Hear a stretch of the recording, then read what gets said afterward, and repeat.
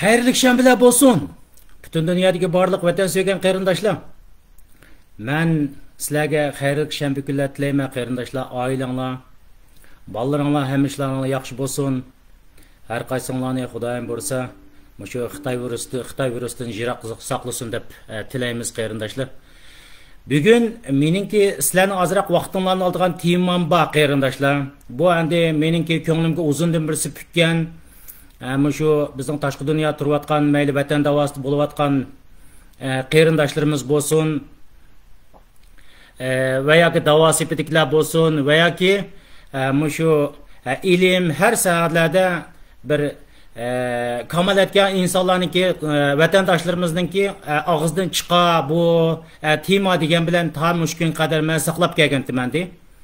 Lekin buni men anglamadim desam bo'ldi. Eğer anlagan bo'lsam meni to'g'ri kechirasizlar, chunki bu millatimizning ichida cho'ng bir bu tema cho'ng bir g'ulg'ula bo'lmadi, mencha muzokara qilinmadi deb o'ylayman. Meningki so'zlim demoqchi bo'lganim qarindoshlar, bugungi so'zlamoqchi bo'lgan temam Sharq Turkiston Islom partiyasini BDT'da tizimga qilingan terror tizimidan elib o'tish uchun harakat qilish kerak degan tema bo'ladi qarindoshlar. Yani tekrar desem, Sharq Turkiston Islom partiyasi, yani ularning tilmochada Turkiston Islom partiyasini BDT'da tizimga ilingan ras. Bu hammalarga ma'lum. Birlashgan Davlatlar Tashkilotidagi terroristlar tizimligidan chiqarib o'tish uchun harakat qilish kerak degan tema bo'ldi qarindoshlar.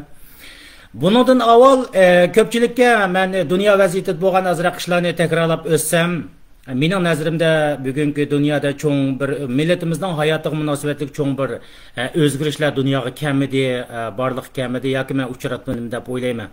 Endi vaqtim jiq, uyda dam olish vaqtimda ham yandagidek men bir necha xil tilda aqtirib keldim, ammo millatimizningki jonijon manfaatiga loyiq bir xabarlarni men asosan uchratmadim deb o'ylayman. Endi bundan biroz bizningki umidlantiradigan bir xo'sh xabarimiz qaysi deganda, yani Amerikadagi NBS NS Counter hammalar yaxshi bilasizlar.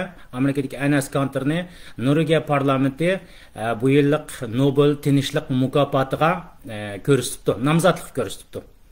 Endi undan ilgari masalan Uyg'urlardan bir ishkilarni tashqi dunyodagi mening qilishimcha Roshan Abbos, Ömer qanotlar bo'lish kerak ekan. Ularni Amerikadagi senato a'zolari bu yillik Nobel tinchlik mukofotiga ko'rsatilgan ahvollarni anglagan. Ham undan boshqa masalan uzundan birisi bizning turmada yotgan qahramonimiz Ilhom To'xtini mushadagi Uyg'urlarimiz masalan faoliyat qilayotgan Uyg'urlarimizningki tirishchilik asosida ya'ni Nobel tinchlik nomzodlikqa ikkinchi qator menimcha bo'lishi kerak ko'rsatgan deb o'ylayman-da.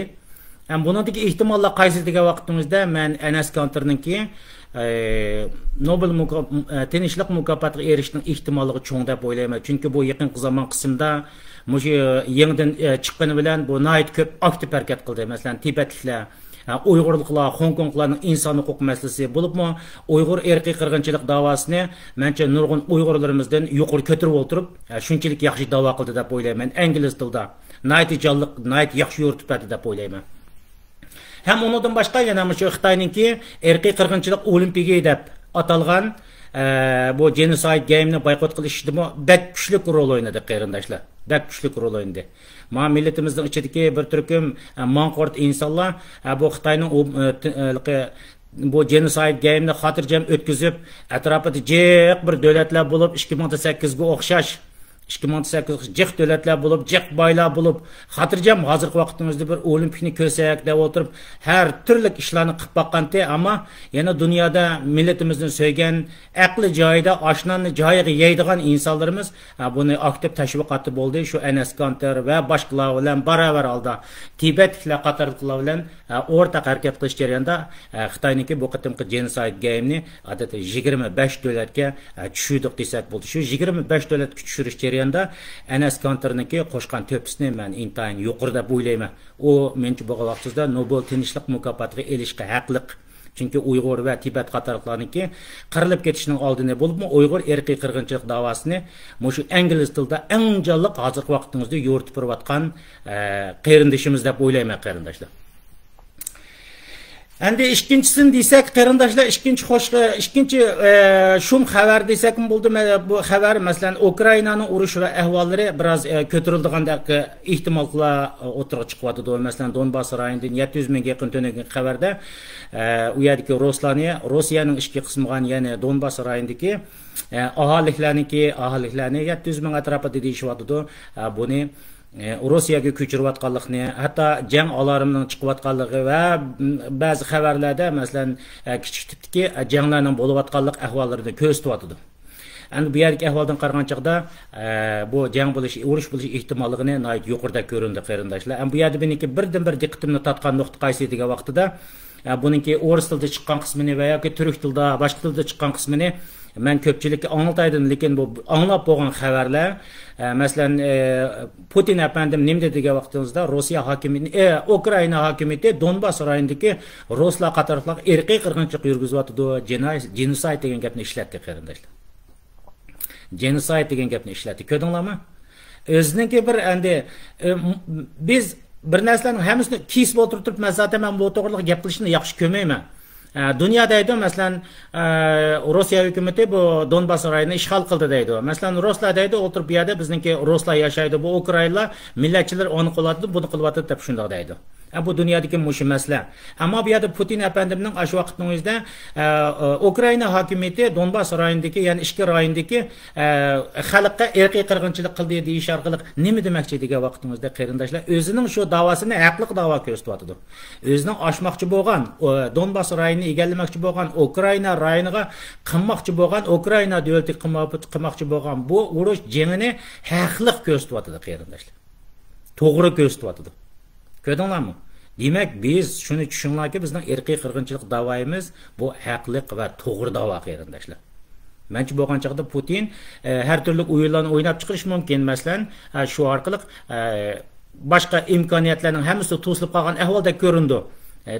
Tashqi muhit, tashqi media hammalari masalan Rossiya hokimiyatini ishg'olchi qatorida ko'ryapti. Ishg'olchi ko'rayotgan ahvol ostida bu Putin apadim o'tirib chiqib shunday dedi. Anda qo'ygan bo'lsa, Ukraina hokimiyati Donbas rayonidagi xalq irqiy qirg'inchilik yurgizyapti. Mening bu yerga kirishim haqliq degan yerga chiqib qoldi. Ko'rdinglarmi qarindoshlar?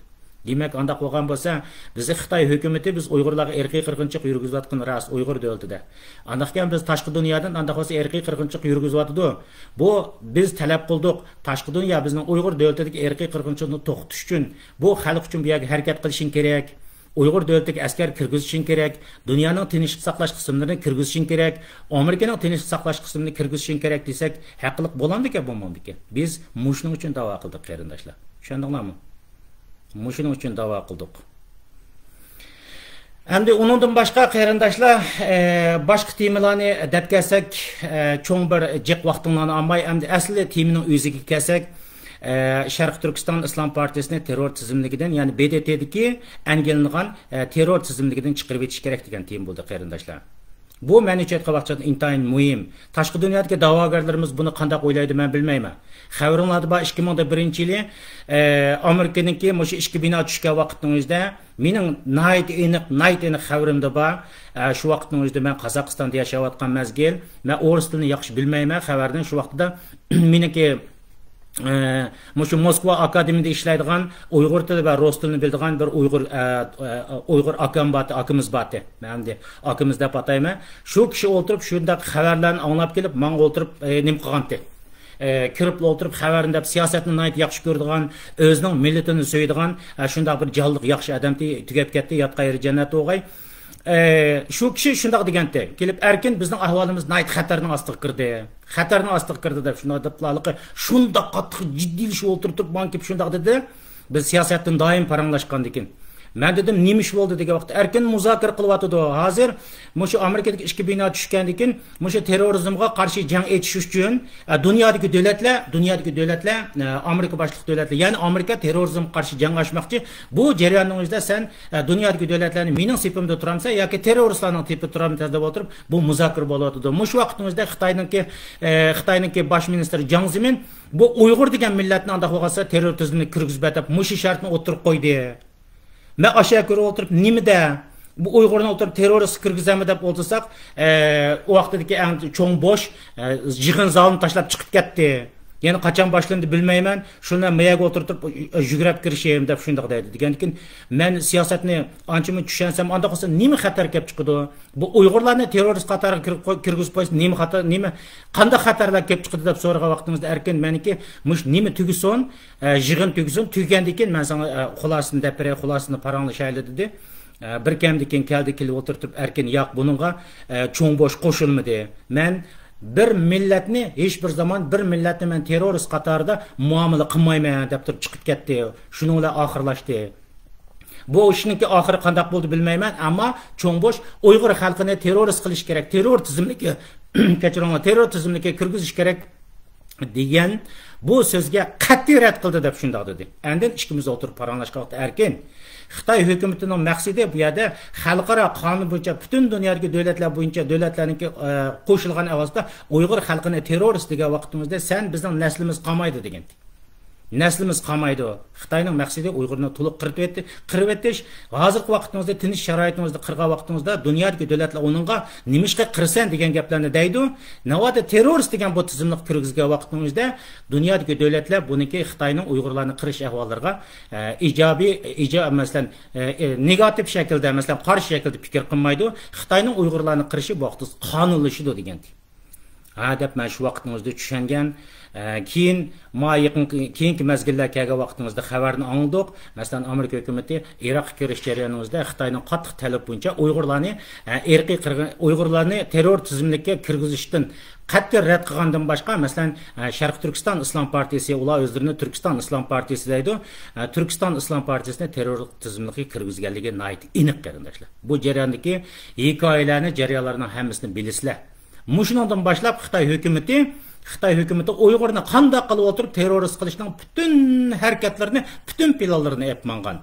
Masalan, bir turkum Uyg'urlarning Suriyadan chiqib, bizning vatanimizdan chiqib, Tayland orqali, Turkiya orqali oxirida Suriyalarga kelishi, bu jarayonlardagi ishongisiz hikoyalarga qarasanglar, Türküm insanların şu yerden Uygurlarının aşındaq çıkışı, bu yerda Türkiye istihbaratının köz cümbelişi veya yardım verişi oylap yapma. Bir devletin yeni bir devletki bir kuş uçup çıkışının özü ters. Muşundaq ahvalısında Türkümlep Uygurlarının neçe 10 minglap deydi bazılar şundaq Uygurlarının devlet halkı oturtup aşı Suriye'dekiler ketiş jarayonlari qarasanglar, demek muş vaqtning o'zida Xitoy hukumati mesela Türkiye istihbaratı olsun, başka devlet istihbaratı közünü jüm yoki mana hamkorlash deyish orqali Uyg'urlarni ash yo'llar orqali Suriyalarga akilib, dokumentlarni to'liq yig'ib, anda bo'lgan bo'lsa Amerika hukumati sen Uyg'ur degan millatni terror tizimiga kirgizishimga boshdan oxir qarshi chiqding. Anda bo'lgan bo'lsa bu millat qanday xalq ekan? Suriyaga kelib o'tirib, mana bu begunoh insonlarni o'ltiryapti degan nurg'un dokumentlar chiqib Amerika Yevropaning oldiga tashlaganligi hech kim uchun aytgan chog'da sir emas qarindoshlar. Ama biz bu noktani qanday yandık degan vaqtimizda bu noktani Uyg'urlarni mutlaq terrorchi qilishdan iborat bu suiqasdini biz Uyg'urlar mush irqiy qirg'inchilik da'vosi, Uyg'urlar irqiy qirg'inchilik uchur degan da'vo orqali bu Xitoy hukumatini ikki qatam mat qildik qarindoshlar. İki qatam mat qilib tashildik. Biri dunyo davlatlarining Uyg'ur irqiy qirg'inchiligini to'liq qabul qilishi, ko'plagan davlatning. Ikkinchidan Olimpikda Xitoy hokimiyatiningki, Xitoy genocide game'ning o'zida o'ylab yaqinlar 25 davlat kuchishi ikki qatam o'tirib biz yuqorqi suhbatlarimizda dedik, qattiq Xitoy hukumati mag'lub bo'ldi. Endi sizlar o'ylab yaqinlar, mushu sharoitimizda Xitoy hukumati o'zining mushu Uyg'urlarni irqiy qirg'inchilik qilganligini dunyo e'tirof qilgan Xitoy hukumati irqiy qirg'inchilik qiluvchi davlat bo'lib tunilgan ahvolida Xitoy hukumati jim yetib qoladimi? Menchi bu vaqtimizda jim yotmaydi. Chunki u mayli qanday qilib bo'lmasin, Uyg'ur terrorist emas degan nuqtani chiqarayotgan bo'lsak-mu, bu yerda Turkiston Islom partiyasining BDTning tizimligida terrorist listida bo'lishdan iborat bu narsadan cho'qim foydalanib deb o'ylayman. Masalan, biz irqiy qirg'inchilik da'vosi qilish orqali Amerika hukumatiningki ishonchli holda Turkiston Islom partiyasiningki terror tizimligini chiqarayotgani rost. Amerikaning Turkiston Islom partiyasini terror tizimligidan chiqarayotgani rost. Ammo sizlar o'ylab boqing, ammo Birlashgan Davlatlar Tashkilotida qanchalik davlat turdi? 190 dan ortiq davlat turdi. 190 dan ortiq davlat shu yerga o'tirib, shu o'rtaq 194 ortiq davlat vakil bo'lgan yanimizda Uyg'urlar Sharq Turkiston Islom partiyasi, ya'ni Turkiston Islom partiyasi terror tizimligida turdi. Biz Amerikaning chiqarayotgani rost. Biz to'g'ri da'vo qilish orqali Uyg'urlar irqiy qirg'inchilik uchirgan millat deyish orqali bu yerda to'g'ri da'voimizni Amerika to'liq tunib yetgandan keyin undaq bo'lgan bo'lsa, bu Türkistan İslam Partisi'ni mi? Meniki bu TLFI grup başka yerden hemisi anlayan haberlerimizi terörizmden çıkarıp etkenler. Ama Amerika bütünle bir BDT'ye vekillik kılmaydı ki. Birleşken Devlet Teşkilatı'nda 195 devlet, 190'dan artık devletke vekillik kılmaydı ki. Bu yerde bu teşkilat terörizmle turvatkan ahvalasında sizler bilisizler ki oturup bu bizning kelgüsü yapargan işimiz için nayeti bir xatarlik ahvalını, yani algı ilgilimizga tosal qil ahvalini keltirib chiqirdi deb o'ylayman. Buni men millatimga qo'ydim. Millatimizning aktivistlari, xalqimiz, millatimiz o'yini teqish kerak. Men bu nuqtani nima uchun shuni chiqarib o'tish kerak degan temaga men ozroq to'xtalay qarindoshlar. Chunki mening bilishimcha Rossiya hokimiyati Ukrainaga kirgan avvalda chuqum kirdi.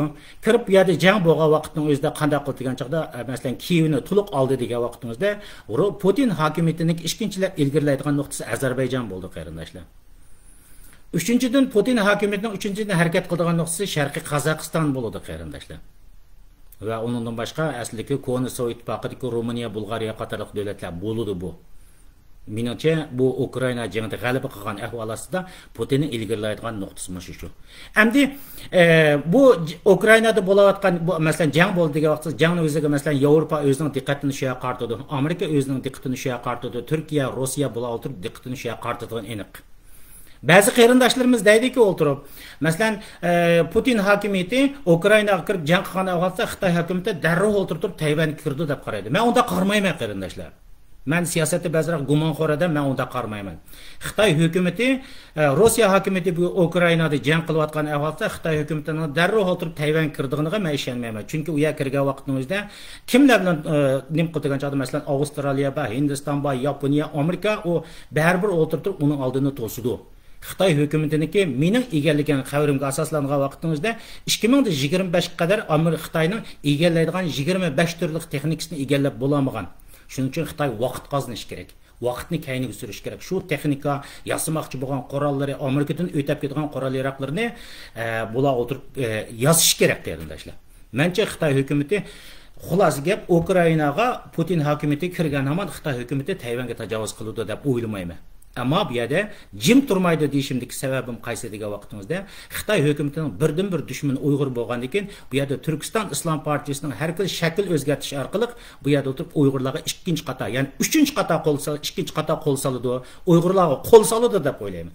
Masalan, erkiy qirg'inchilik davosida yengildi, olimpiyada yengildi. Uchinchilab o'tirib anda qo'ygan bo'lsa, dunyoda Uyg'urlar terrorist. Sen terrorist bir xalqni o'tirib dunyoda qo'llayotsan deyish uchun chuqur menimcha bu vaqtda Xitoy hukumatiniki mayli qaysi usul bo'yicha men bilmayman. Qaysi usul bo'yicha o'tirg'i chiqardigan narsa Sharq Turkiston Islom partiyasini qaysi shaklda bo'lsin, yo'q ular o'tirib o'z aktiv harakat qilsin, bu gap nayt aniq bo'lsin qarindoshlar. Va yoki boshqa qalqonlarni qursin, qurish orqali bu yerda Sharq Turkiston Islom partiyasi bilan o'zining bir jang va yoki ziddiyatdagi narsalarni ko'tarib chiqish orqali dunyo bu temani tashlaydi, masalan.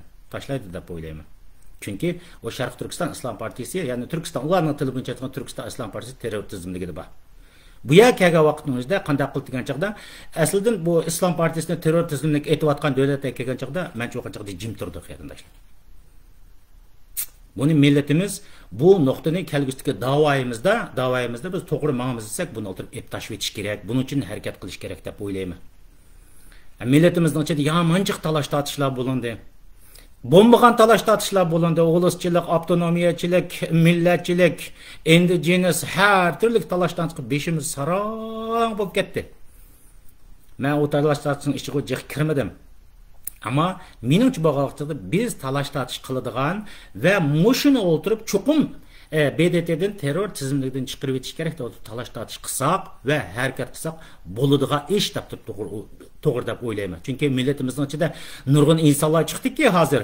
Uyg'ur deysangiz o'tirib turib ko'ta qasqiningni biz Uyg'urning davosini qilmaymiz, biz Turkning davosini qilamiz deysizlar bu.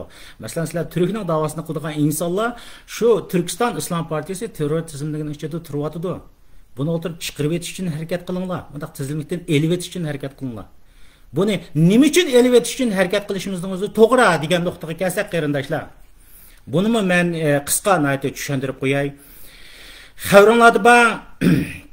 Masalan, Turkiyaga 1900 esimda qilishcha 82dan tortib Turkiya hokimiyatining qurolliq jang qilayotgan PKK, ya'ni Kurt kommunistik tashkiloti degan bu Abdullah Öcalanning tashkiloti Özüңlar bilisizlar 82'den tatip taki şu 2001 kadar bo'lgan jarayonda Türkiye hükümeti nayet qattiq ishqib Türk askarlari xalq bo'lib 50-60 ming inson o'lgidek shunchalik bir kuchli qarshiliklarni qildi. Iroqniki shimoliy qismida, Suriyada, har yerlarda chegaradan kirib o'tirib Türkiye hukumati uchun hal qilg'ich janglarni qildi ular.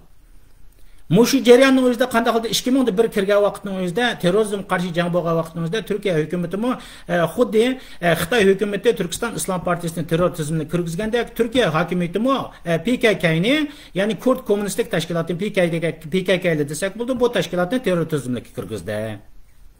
Terror tizimiga kirgizib o'tirib Türkiye hukumati o'tirib F-16 bilan toza qo'ydi o'tirib gom Iroqning Suriyaning ham yerga o'tirib toza qo'ydi. Türkiye hükümeti hammasini o'ziga qarshi chiqqani xuddi biz Xitoy o'tirib o'ziga qarshi chiqqanning hammasini terrorist islomchilar yoki turkistonchilar deyish orqali toza urgandek, toza so'qqandek Türkiye hükümeti F-16 bilan toza qo'ydi. Oxirgi kelgan vaqtida dunyoga davlatlardan o'ldirib maqig'ning xato terrorist bilan odat xalqni ayirgan degan vaqtimizda Türkiye hükümeti hammasi terrorist degan vaqtimizda shu vaqtimizda PKK bu xalqaroning yordamida masalan vaqtda Ruslar yordam berib kelayotgan. Mening bilishimcha bu yordamlar asosan bu bevosita yordam kesilgan vaqtimizda PKK degan tashkilotlar qanday qildi qarindoshlar? Cahillik qila o'tirib yo'q meniki ustozim Abdullah Öcalan Türkiye turmusida mangulik yotidi. Mening dadam qurib qo'ygan tashkilotdi bu. O'sha tashkilotning ismini qat'iy o'zgartmayman demay o'tirib PKK degan tashkilotning ismini Suriyadagi ismini PYDga YPG'ga o'zgartdi. Kurd demokratik kuchlar degan kuchlarga o'zgartdi. O'zgartib o'tirib, yo'q, PKK degan terror tashkilot bilan bizning hech qanday aloqamiz yo'q. Biz deganni Kurdlarning demokratik haqlar uchun kurash qiladigan tashkilot deb o'tirib, Kurd demokratik kuchlar, ya'ni PYD, YPG degan tashkilotlar o'tirib chiqib, qanday qildi? Faqatla kiyimni almashtirdi. Faqatla kiyimni almashtirib o'tirib, shuning bilan xalqaroning yordamini o'tirib, aliyvat. Bugun qarab beqing, Iroqning Suriyaning shimol qismida Daeshni qo'g'lab chiqarganlar kim u? Shu YPG degan Kurd demokratik kuchlari degan tashkilotlar qarindoshlar. Bugun Iroqniki shimol qismida Kurdlar masalan Kurdiston davlatini Kurdistonniki avtonomiylik bir davlatni qurib 95%lik referendum bilan o'zining mustaqil bo'lgan butun shart-sharoitlarni hozirlab qo'yib qo'ydi. Ashlanimi ayni vaqtimizda Turkiya hukumatı terroristlar deganti. Shaklni o'zgartirish orqali ism hamma narsani o'zgartirish orqali qanday qildi? Bevosita yordamga erisholdi. Bu yerda men demoqchi bo'lgan nuqtam qaysi degan vaqtingizda siz mushu BDTda tizimlangan Turkiston terrorlik tashkiloti ya'ni BDT tizimga ilingan sharoit ahvoli ostida men garantiya beraman sizga o'tirib bu tashkilot bo'lsin va buni agashgan insonlarga xalqaro jamiyat hech qanday bevosita yordam bermaydi. Men cho'ng davlatlar yordam bermaydi, tushundinglarmi? Shuning uchun millatimiz bu nuqtaga kelgan vaqtimizda millatimizning aktivlari, siyosiy yo'llari, millatimiz ichidagi vatan, millatni so'yadigan insonlarimiz buni bir aktiv, bir ijobiy shaklda o'ylanib yiqishinglarni umid qilaman. Men shu vaqtimizda bizning birdan-bir qiladigan talash tortishimiz, hozirgi vaqtimizda qiladigan ishimiz shu. Bu tashkilotni terror tizimiga elib etish kerak. Bo'lmagan vaqtimizda Xitoy hukumati masalan men boya deganimdek qanday degan vaqtimizda Rossiya hukumati Kiyevga to'liq tajovuz qilgan vaqtimizda Xitoy hukumatini men shu hamal aytib o'tiriblar Tayvanga kirdi desa men ishonmayman. Buni alternativ shartlarni dedim. Amerikaning yangidek qurol yaroqlarini o'zi yasab bo'lolmadi. 2025 kadar Amerikaning yangilaydigan qurol har narsani yasab bo'lib, andin buni hujum qilamiz, Amerikani olamiz degan. Buning eng tipik bir misoli chip. Masalan, hozir mashinada ishlatadigan hamma narsalarda ishlagan aqlli telefonda ishlagan chipni Xitoy hukumati ishlab chiqarmaydi. Aşı narsalarni ishlab. Angadis buning har turli taraflari bor endi. 25 turli taraflari bor. Buni deb kelsak jiqib, buning ichida eng bir turli tipi chip. Mushuni Xitoy hukumati yana hozirmi o'ltirib, yana hozirmi masalan Tayvandan, Amerika, Yevropadan bu narsalarniki uni ishlash patent huquqini ishlayolmagandan keyin yana Amerikaga tayinadi. Bo'libmi bu yerda Tayvanda bor. Bu yerda chip ishlaydigan 12 shirkatning biri Tayvanda. qag'ini shu Amerika, Yevropaning kontroliga asosda. Mana mushundaq nuqtalardan Xitoy hukumati chuqur Amerikadan o'tib ketgan ahvol ostida va yoki Qora Iroqchada Amerikada o'tib ketgan ostida 2025 plan qilgan, u vaqtning o'zida Tayvanni biz xotirjam olaymiz degan. Hozir endi buni Amerika hukumati bilgandan keyin ayni vaqtda Trump hokimiyati uni 4 yil burun o'ltirib, masalan 5 yil burun Xitoy qo'l silish orqali bu jangni boshlab etdi. Jangni boshlab etib, Xitoyning har turli mushu texnikalarga erishadigan taraflarini, texnik o'g'irlik taraflarini bo'lsa, hammasini oldin olib harakat qilyapti. Ammo yana Xitoy jim yotmayapti. Yana ilgirlayapti, qilyapti qilganini. Shunga mening da'vatqinim qaysi degan vaqtimizda mushu sharoitlarni hozirlab bo'g'icha Amerikaning yangi olg'idak bu yerda Ukrainada jang bo'lib turgan vaqtda Xitoy hukumati bizning eng ashaddiy dushmani, o'zining dushmani deb hisoblaydi. Albatta tabiiyki ba'zilaringiz buni hisoblamaysiz. Bu yoqda o'tirib tashqi dunyodagi Uyg'urlarga harakat qilib deb o'ylayman. Masalan, qarsanglar bugun o'tirib medialarda chiqyapti. Mesela milletimizin hayatı medyaları, Hindistan'ın medyaları falan pekonu qarsanglar, Xitoy hukumati har turli qaqshashlarni qilyapti. Hozir Uyg'ur terroristleri Pokistondagi Balojiston deydigan. Hozir Pokiston hokimiyatiga Guart rayonidagi Balojiston rayonlariga kirib, ular bilan hamkorlashyapti degan gap chiqdi. Mesela Uyg'urlar o'tirib, hozir buni asos yorityapti. Mesela Daeshning tarkibida Uyg'urlar bor deyapti. Mesela Afg'onlarning tarkibida Uyg'urlar bor deyapti. Talibanlarnikidimi. Undan boshqa o'tirib Suriyadagi masalalarda o'tirib bu Uyg'urlar bor, ada o'tirib mana mushundaq hamma narsa qo'shilib chiqadi. Yana bir narsaga qat'iy diqqat qilinki, qarindoshlarimiz, masalan 2000da mushum 2-oyninki 1-oyning 4-kunidagi Qozog'istonda bo'lgan rangli inqilob vaqtimizda Qosim-Jomart To'qayevning Qozog'istonda 20 ming terrorist bor degan so'zni bunda o'ylab qo'ying. Tirnoqning ichida yaxshiroq o'ylab qo'ying. 20 ming terrorist bor deb o'tib degan gaplarni bekadimi deydi qarindoshlarimiz. Bekadimidi buni. Keyin o'tirib hozir xalq o'tirib anda qolsa terrorist kim o? Terroristni teppa desa, ular soqollarini kesyapti, rangini o'zgartiryapti, topolmayapmiz deb o'tirib bu savolni da qo'yib qo'ydi. U o'tirib Xitoy bilan Qozog'istondagi bu g'alchi hokimiyati Xitoy bilan Qozoq hokimiyati birlashish orqali bu o'yinni men o'tirib mayli O'rta Osiyoda bo'lsin, mayli Afg'oniston boshqa rayonda bo'lsin, Uyg'urni terrorist qilgan ikkinchi harakatni, ya'ni o'sha Turkiston Islom partiyasini bana qilish orqali ikkinchi harakatni qo'zg'ash orqali tashqi dunyoda bizning bu gullangan da'voyimizni yuqori ko'tarilayotgan da'voyimizni yana bir qator cho'kirib, aslidagi terroristlik holatiga akilish uchun ma'lum bir harakatni men chuqur qo'zg'aydi deb o'ylayman oldimizgi mas'ulning o'zida. Hatta bu yerda o'tirib ba'zi muloyiz maqolalari chiqyapti qarindoshlar. Masalan, ingliz tilida chiqqan xabarda muloyiz maqolalari chiqyapti. Shuning uchun aziz millatimiz, aziz xalqimizniki bu men tashlagan temaga bir samimiylik bilan qarab tashkilot rahbarlarimiz bo'lsin, bilimli insonlarimiz bo'lsin, samimiylik bilan qarab muomala qilib beqishni umid qilaman qarindoshlar. Navada BDTning terror tizimligida bo'lmagan bo'lsa, amin men nihoyat xush bo'laman. Men xushal. Chunki u Xitoy hukumati shu Turkiston Islom partiyasidagi bir narsani, bir tashkilotni bir bavlar yo'qni o'tirishdiki, bu narsani bana qilish orqali Uyg'urni ikkinchi qator o'tirib qonunliq bostirishniki bu yo'llar qilib izlaydiganini meningki bu tasavvurim shuni qartab yetyapti qarindoshlar. Vaqtinglarni jiqolmay qarindoshlar, meningki bugun sizlarga beradigan uchur ma'lumotlarim mushaga qadar buni bir taqib qo'yinglar qarindoshlar. Men o'zimning hikoyani so'zlab berayotmayman. Millatimiz, xalqimizning hayotiga munosabatli ish, kelgusi bizning siyosiy da'voyimizga munosabatli ish. Bu ishlarni samimiy, yaxshilik bilan o'ylab baqsanglar qarindoshlar. Andin yodinglarda bo'lsin, mening YouTube kanalimga a'zo bo'lishni hargiz unutib qolmanglar. Bu men qilgan eng chong yordaminglar bo'lib qoldi qarindoshlar. YouTube kanalimga a'zo bo'linglar. Jiqaraq bo'lgan vaqtimizda men YouTube orqali bundan davomli shu vaqtimizning yetguncha millatimizning hayotida bo'layotgan, kelgusida bo'layotgan, bo'lmoqchi bo'lgan ishlarni, aqlimga yetgan ishlarni men millatim bilan shunday o'rtoqlashaman. Bu yerda Facebook degan bu Xitoyning narsi ekan bu, ammo shunchalik darajada qamal qilyapti qarindoshlar. Buni azroq bir yaxshiroq nafas oladigan qismi YouTube ekanligini men bilgachga, men YouTube o'tib ketay deb o'ylayapman. Qarsak a'zo soni to'shmayapti. Xalq bo'z qolsa men yordam qilib jiqaraq a'zo bo'lib qo'yinglar. Men so'zlaydigan hamma ishlarimni shu YouTube orqali bundan so'zlashni umid qilaman qarindoshlar. Shundoq bo'lgan vaqtimizda qarindoshlarimiz takrar xayrli shanbalar bo'lsin, ko'rishguncha omon bo'laylik.